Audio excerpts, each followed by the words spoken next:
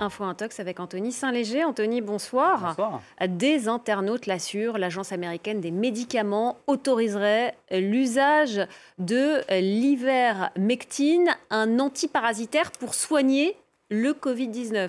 Effectivement, c'est la thèse soutenue par ce compte Concerned Citizen, un compte habitué à publier des fausses informations, et il publie en guise de preuve, vous allez voir, une vidéo issue de la chaîne Fox News. Écoutez, Élisée. That the FDA is now saying that it's okay to take ivermectin if you have COVID. Voilà pour cette déclaration, une déclaration qu'il va mettre, vous le voyez, en tête de sa publication. La FDA, donc l'Agence américaine des médicaments, dit maintenant OK pour prendre de l'ivermectine si l'on est atteint de Covid. Et il ajoute, vous le voyez, encore une théorie du complot confirmée en réel après des années de médias traditionnels et de fanatiques du vaccin qui l'ont appelé cette ivermectine le vermifuge pour chevaux. Les complotistes restent invaincus, conclut-il, avec cette publication largement relayée sur Facebook ou encore sur X, où vous le voyez, elle a engrangé plus de 900 000 vues. Alors Anthony, pourquoi parle-t-il de théorie du complot ? Eh bien parce qu'en pleine pandémie de Covid-19, l'ivermectine, cet antiparasitaire très largement utilisé comme vermifuge pour les animaux, essentiellement pour les chevaux, a été présenté à tort comme un remède miracle contre le Covid-19, en dépit des mises en garde de l'OMS ou de l'Agence américaine de médicaments, et des personnes s'en sont même administrées et donc empoisonné, si bien que l'Agence américaine de médicaments a lancé une campagne de prévention, non sans humour. Vous n'êtes pas un cheval, vous n'êtes pas une vache, alors arrêtez.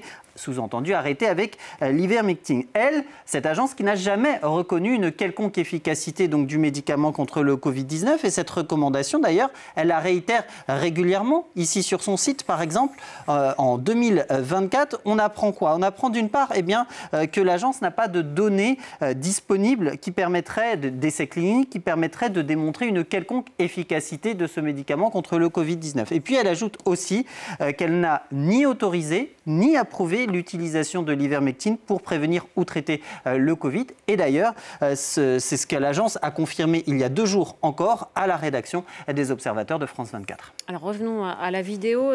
On a pourtant entendu la journaliste de Fox News. Est-ce que ce sont des images truquées ? Alors, truquée non, mais trompeuse, oui, je vais m'expliquer. Cette vidéo que l'on va revoir, elle ne date pas d'hier. Lorsque l'on fait une recherche d'images inversée, eh bien, on nous ramène en août 2023. Plus précisément, le 11 août 2023, sur ce compte X, celui du sénateur républicain Ron Johnson, qui affirme que la FDA a autorisé en catimini l'utilisation de l'ivermectine pour traiter le Covid-19. C'est lui qui est interrogé par la journaliste.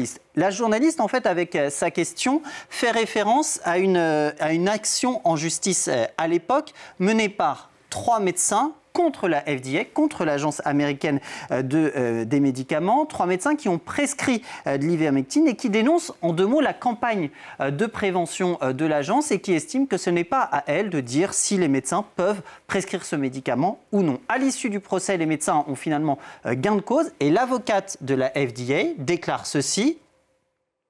La FDA reconnaît explicitement que les médecins sont habilités à prescrire de l'ivermectine pour traiter le Covid. Et c'est sur cette déclaration que se base la journaliste de la Fox pour poser sa question, avec, c'est vrai, une formulation trompeuse. Mais ce qu'il faut comprendre de la déclaration de l'avocate, c'est que oui, les médecins peuvent prescrire l'ivermectine, mais cela ne veut pas dire que l'agence autorise ou approuve le médicament contre le Covid-19, ni même qu'elle assure que c'est efficace pour lutter contre le virus. Et ça, vous le voyez, c'est écrit noir sur blanc sur son site. Merci beaucoup Anthony Saint-Léger, c'était Info Intox.